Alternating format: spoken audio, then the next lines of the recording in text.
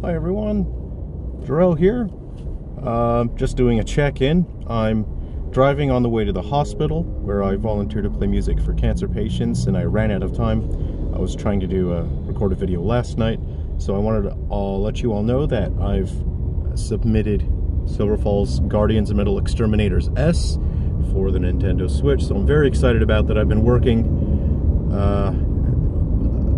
very long hours. I kind of promised I wouldn't work that many hours, but for the time being I'll have to resume this very long work schedule, and then hopefully I will have Undertakers for the Switch finished and submitted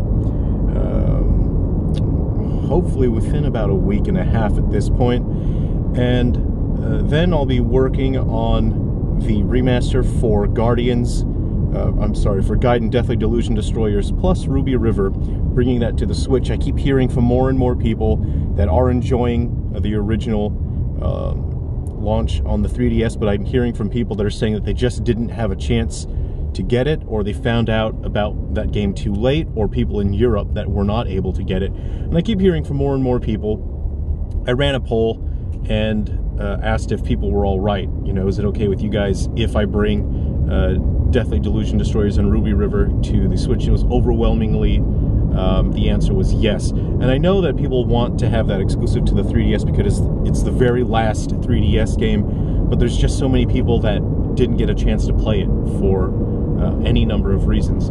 So I'll be remastering that. The core game will be the same, but it'll be all upscaled graphics. It's Ruby River that will get significant remastering in terms of the visuals. There will be some improvements to make it more in line with an experience that you would expect on a new platform like the Switch compared to the 3DS. So Ruby River will be improved a fair bit, but it's the core gameplay for Deathly Delusion Destroyers will remain the same.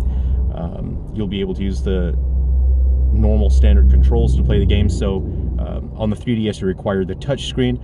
I'm trying to make it so that if you're using the Switch in handheld mode, you can still use the touchscreen, but when you have it docked and using TV play, you will be able to use a standard controller to control the game. So after that, we'll be working on Frontier Defenders, which is a story follow-up to Undertakers, which is why I want to get that out there, since I'm bringing Undertakers to the Switch. And then after that we'll have Duck Season and Face Takers. So this is going to be a very big year again for Silver Falls. After 2023 was so huge. We launched like 7 titles this year, which was a massive effort. And I just want to thank all of you. Thank everyone for supporting. Thank everyone who had posted, who had created articles, who had done reviews for the games online, that was talking about the game to other gamers online. I'm just so grateful to everyone, so thank you all for that support. But unfortunately, because we weren't able to launch the games in Europe, that put me in a very difficult position where I have to do these remasters, bringing the games to the Switch now. I have to do them very quickly so I can keep my studio financial. So I know I had promised you guys working on the next bigger titles. I really want to do Galaxy Bound Curse DX. I really wanted to bring that to the Switch. I really want to do Deadly Shadows. I want to do the 3 Down Stars HD remaster, but for the time being I'm not able to do those. And I know I announced Road Past Guilt, which is massive. That's going to be absolutely massive, by far the biggest Silver Falls game, because Road Past Guilt is a JRPG that uses the code linker to give every single other game in the series a sequel in the form of a standalone RPG.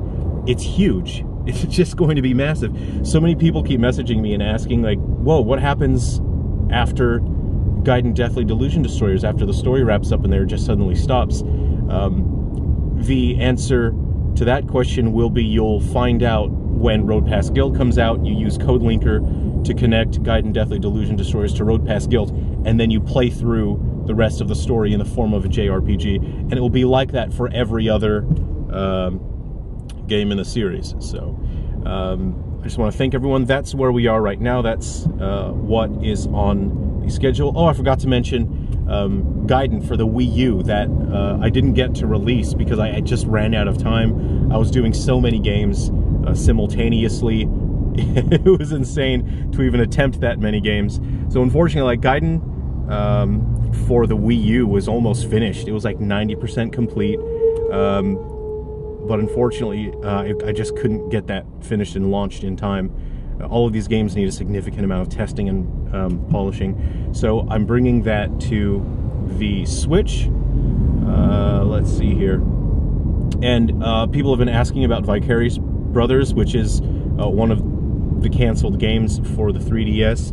At the moment, that's low priority because there are other titles in the series that I want people to experience very soon, because those contribute immensely to the stories moving forward, to the overall world of Silver Falls. Whereas Vicarious Brothers is very standalone. It's such a standalone game and experience, which does contribute, you know, overall to the larger narrative, but it really wraps up its story then and there. So there's the check-in. Okay, so I got to get to the hospital. Okay, take care, everyone, and we'll see you soon in Silver Falls.